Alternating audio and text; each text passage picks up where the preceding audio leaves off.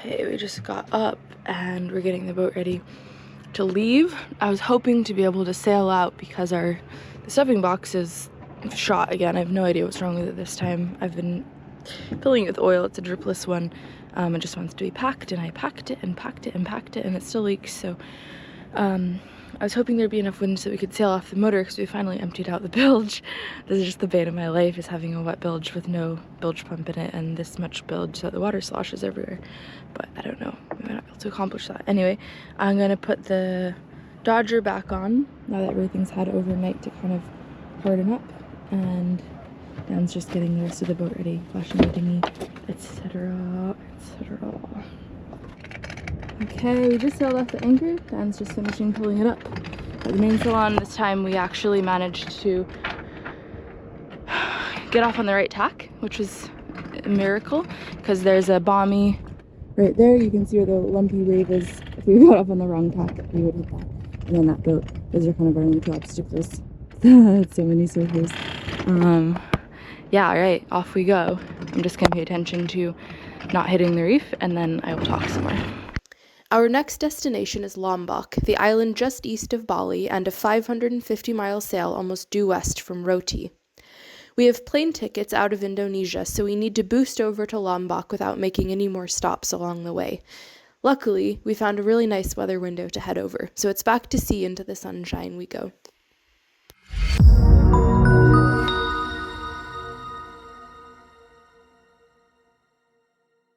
I've done a scary thing and made it so that we have to average 5 knots to get there on time, which feels like a lot for the Gek, but we should have current with us and 15 to 20 knots of wind with us. So theoretically, it's possible.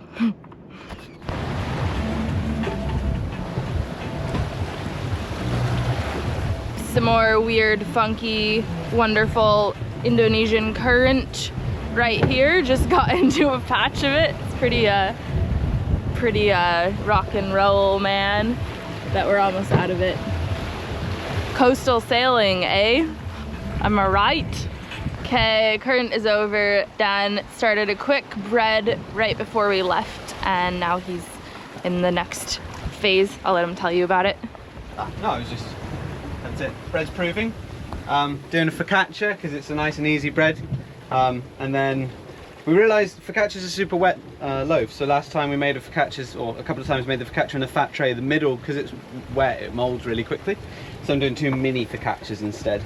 So they're just going to prove for the next hour or 20 minutes once the oven heats up, and then in they go. And why are they that beautiful color? I put tomato paste in them. Oh really? Yeah. Nice. I like putting tomato paste and then all sorts of other flavours. We've got a lot of chili oil, so this one's tomato paste, chili oil, garlic, herb de Provence, a little bit of lemon. But yeah, you can do anything with them. Yum. That's gonna be good. Something like fresh baked bread while you're underway. The sea breeze and the smell of a fresh loaf coming out of the oven. Is that a poem or? Yeah. Yeah, it's a good one. Ode to loaves. There's nothing I loaf so much as a fresh loaf of bread. Whether you're doing loafdal sailing or ocean sailing, a loaf just always fits right in. Like a loaf song. I'm not sure I loafed that. I love... I think that's a loaf. I think that's a loaf, yeah. Dan says that's a loaf. God! Obviously we have to stop the music every time we record for copyright reasons, but we're basically listening to music as much as possible, and we have triple pounder down below and then the other speaker that Dan has right there. So we basically have really awesome surround sound, and when we're not in the anchorage we can just crank it up because we don't have to worry about bothering our neighbors. And that's kind of like one of the great things of being at sea, is you can just pump the bass, man. So that's like, when you think of us, as soon as the camera stops rolling, just know that's what's happening. Nice.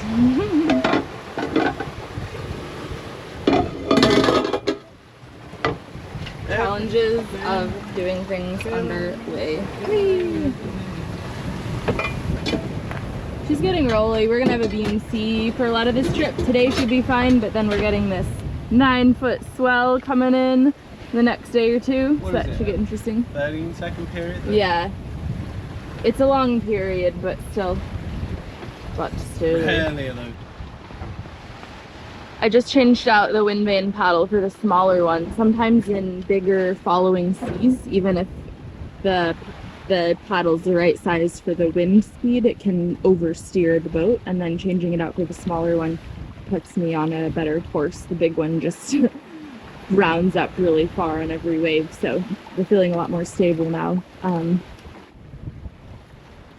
We have all our kite gear from yesterday drying. Hopefully everything will finish drying today before the big swell starts up.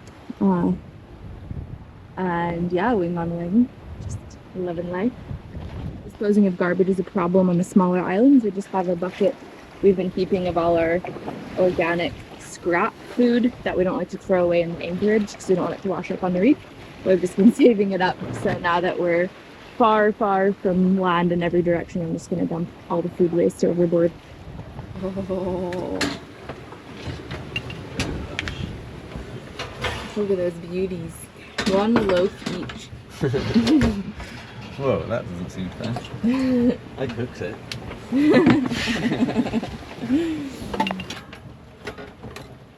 Why do you immediately take it out of the pan? Because otherwise it's going to steam. It'll steam and get really moist. I want the moisture to leave it. Otherwise. It's so weird.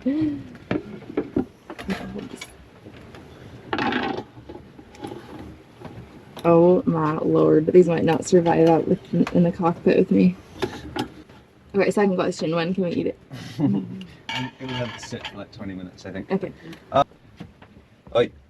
No, let it cook. If you open it now, you're going to release the steam and it won't. Oh. You got to let it cook. Oh, can I have a little banana then, please? That's starchy as fuck. They're probably picturally green then. Normally these little finger bananas are super good. We bought them as a little treat for passage. They're not like any banana you get in the grocery store. Oh, that's gonna be such a bad banana, Holly. In a non-tropical place. They're sweet, they're juicy, they're orange inside. Oh wow. Did I or did I not tell you? Oh wow. Oh, why do we have those?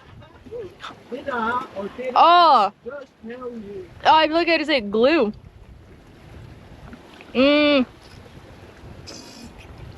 Okay. Usually, these are the most amazing bananas. Clearly, they were picked quite green. I feel like we should just throw those overboard. They're never gonna ripen. Yeah, I'll start. I'll fry them up. You can cook the start. Nom nom nom nom nom. Tomato pesto, focaccia bread. Tomato bread. This here is one of the scariest parts of sailing in Indonesia. These fads, or fish aggregation devices, are everywhere and they're not lit up, often impossible to see until you're right on top of them. And they can be built of anything, but a lot of times they're made out of bamboo. I'd imagine that even if one had a radar, one would struggle to see them. However, one does not have a radar, so one doesn't know. This one I only caught as we were passing it on the beam. We always hope we won't encounter one at night, but there's nothing we can do about it, so we just kind of decide not to stress about it and hope that we don't hit one.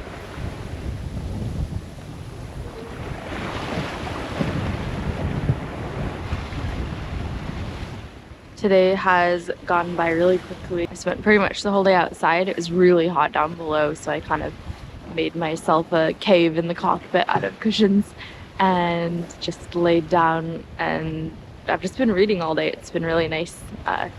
Sometimes I listen to an audiobook and stare at the clouds, but today just felt like a reading day, so we're making really good speed. When we first set out, I was worried because we're going a bit too fast, but we have a bail point that only adds 15 miles onto the total trip. So if we end up going super fast and making really good time, we can just pop into that anchorage and wait until later and then leave again. basically we're trying to get to the entrance of the Lombok passage at 7 o'clock at night, which is slack tide, so that we'll have the incoming tide with us because there's a pretty strong outgoing current. It can get up to 8 knots apparently, which I doubt it is at the moment, but if it's more than 3, the little geck is not really making big moves, so we have to time it pretty well. I'm kind of treating it like a pass in the Tuamudus, except it's way wider. Also, I bought the ugliest pair of pants in Australia, but they are the softest. It's like wearing rabbits on my legs, but they are this sort of Pepto-Bismol pink color, and they're huge and stretchy and so unflattering, but the most comfortable things I've put on my legs since that one time I covered my legs in baby rabbits.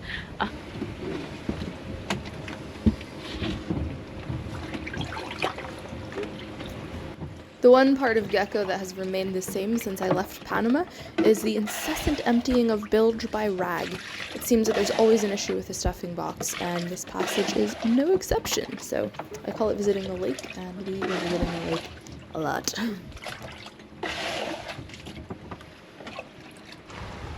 Sun's coming up. Seas are coming up. The leak is coming up, always. Probably scoop like 3 litres an hour now. Moving along quite fast. Oh. I've been using these little Mr. Trout bait balls for fishing. Just sort of, they're quite cool. They're these little salmon egg, tiny little balls, and they'll stay on the lure for quite a long time. I don't know if I'd exactly recommend them because the only time we caught fish we weren't using them, but we do seem to, we've had a lot more bites and nibbles and things since using these than not. Pretty terrible at fishing. Our biggest thing to celebrate yesterday was we got a fish on the line and it managed to shake our lure, but that was a reason to celebrate because usually Holly and I catch fish and they take our lures or they snap our line or something breaks along our system, but we finally figured out how to build a strong enough system to catch fish now, or at least for fish not to snap our lines but to shake our lures. So our next step is to actually try and get them on the boat. Caught 2 fish so far since leaving Australia, and we have lines in the water a lot of the time, but we only fish when it's calm or when we're about to get in, which has limited our fishing options. I've gone to the other extreme now. I'm fishing on my night watches with light up lures and putting the line in as soon as the sun rises too, and leaving it out all day. So hopefully we'll catch something. Just been using little diving lures. So the one I've got on right now is twice as long as this one probably, so it has a little bit of a bigger diving mouth because we're going quite fast, and 3 hooks on it, so then we can catch bigger fish hopefully. And then yeah, but just casting 2 of these out behind, see what happens.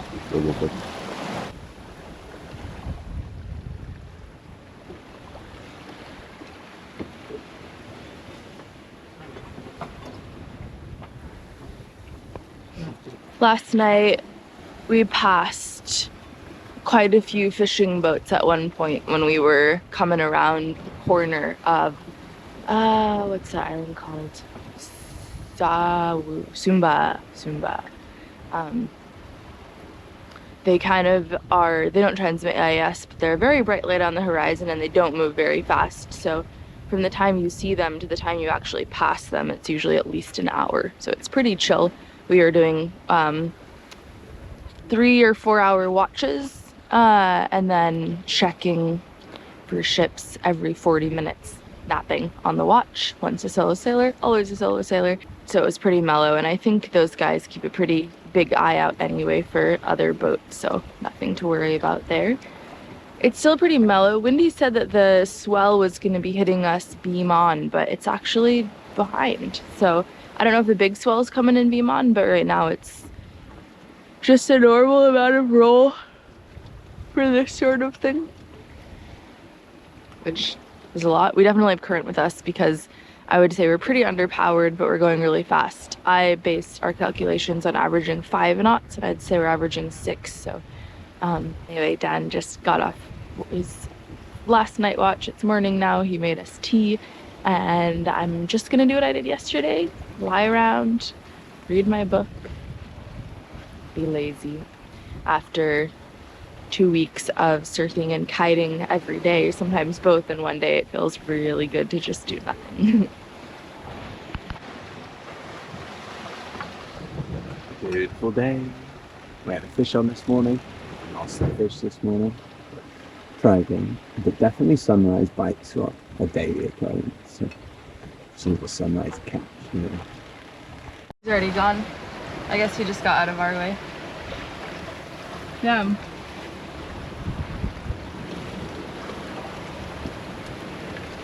These boats are really good at keeping a lookout, luckily. I was just lying below and I heard an engine, and so I popped my head out of the companionway and made eye contact with the guy in the boat, and he waved at me and I waved back, so he just got out of our way a bit. But they're everywhere. At night, the whole horizon lights up with lights, and it's,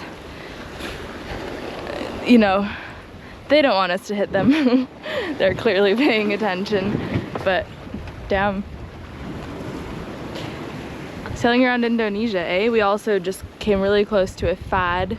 It's the second one that we've seen, which means that there's probably a lot more that we haven't seen. We're pretty far offshore now. I'd say we're probably, I don't know, 30, 40 miles offshore, but I guess there's just a ton of fishermen. But nice guy, nice of him to get out of our way.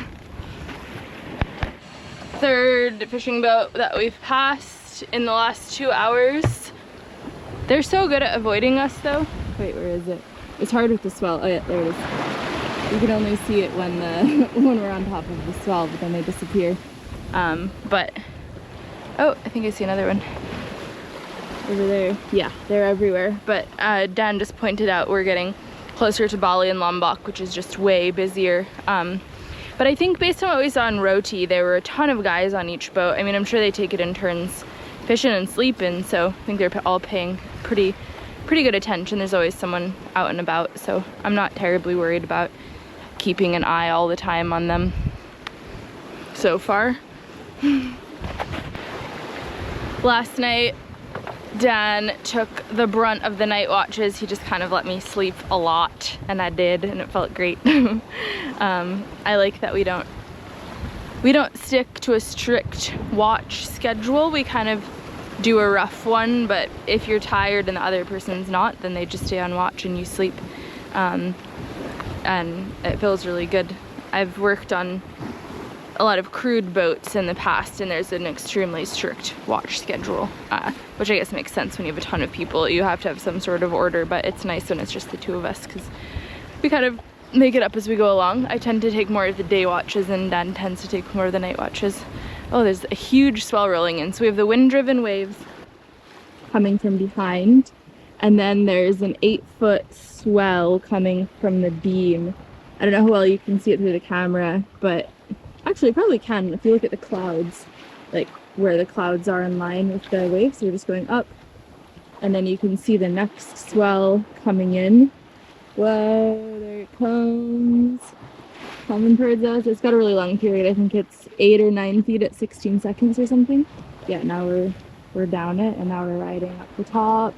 You can barely tell. This feels like the swells in the South Pacific and Polynesia. You'd often get these big rolling swells and you barely notice them, but that's what makes the surfing so good here in Indonesia, is when these things hit the shore. So even though it's not a big deal to be in them at sea, I really didn't want to arrive in one, because once you get close to land, that's when things start to get funky. So that's why we waited to time it so that we'd be out at sea today for the big swell, and then by the time we get in tomorrow night, this should have died off a bit. There's that boat now. A little bit closer, you can see him better. I mean, talk about rolling. The one that we passed close by earlier this morning was just made Gek look like a rock in an ocean. That night's pretty hectic. Just sort of spotting the faint lights, basically 360, and then you sort of just have to try and zigzag your way through as you get closer to them, sometimes they disappear and sometimes they sort of brighten up. Like this one became a bright light, but it's really hard to gauge because there's so many. I feel like I'm pretty close to this guy. Okay, we are getting into the current way sooner than I anticipated. It's already getting pretty funky. We're here.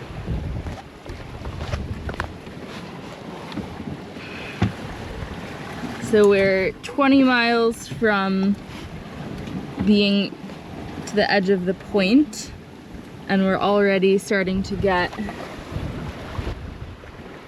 lots of weird chop. You can see all the white caps. It's all these current driven waves. This is with the current. The tide is supposedly going in right now.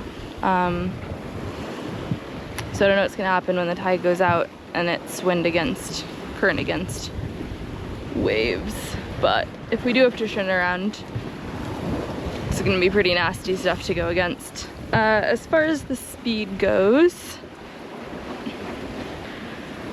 we haven't really lost too much. Oh no, we're starting to lose speed. Kind of. We're going 3-ish knots.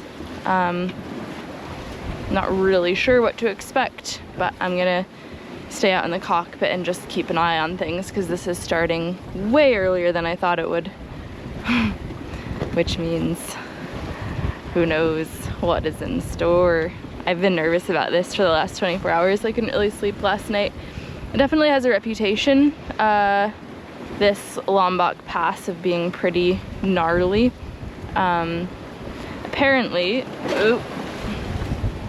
the North Pacific and Indian Oceans have slightly different heights, and this row of islands between them sort of keeps them at those different heights, and then the spaces in between the islands, the passes, are where everything tries to even itself out.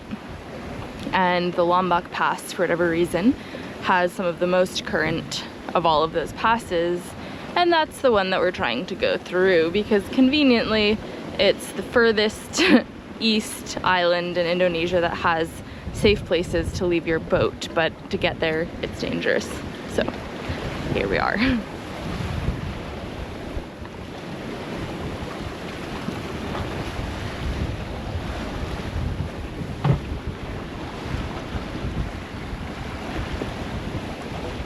Thanks for watching this week's episode. I put out new YouTube episodes every 2 weeks on Mondays, and for my patrons, you guys get a snack on the weeks that I don't put out a full-length YouTube episode. Thank you so much to my patrons for supporting me and making this trip possible. If you'd like to become a patron and get access to exclusive patrons-only content on the weeks that I don't publish a full-length YouTube episode, click on the links below for my Patreon. It's patreon.com/windhippie. And for one-time donations, if you want to shout me a beer, buy me a bolt or something else that I need for my boat, clearance fees, diesel for my engine, things that break that need to be fixed. I have a PayPal, paypal.me/windhippie. And merchandise, all in the links below. Thank you for your comments. I love reading them and answering it whenever I get a chance to. And thank you to Tish for just continuing to help me with all the admin. I'm really bad at admin. I'm really good at sailing. Really bad at everything else. I edit these videos on my laptop and try to get them onto YouTube, but she helps me with scheduling, reminders, technical difficulties. Yeah, basically couldn't do it without you. So big props to that. And I hope you guys continue to enjoy the end of your summer. I am by a staircase. What? My dad built this staircase. Yip-de-doop-doop-doo. Living in a cabin in Maine just for a bit. Probably by the time this video gets published, I will no longer be in Maine.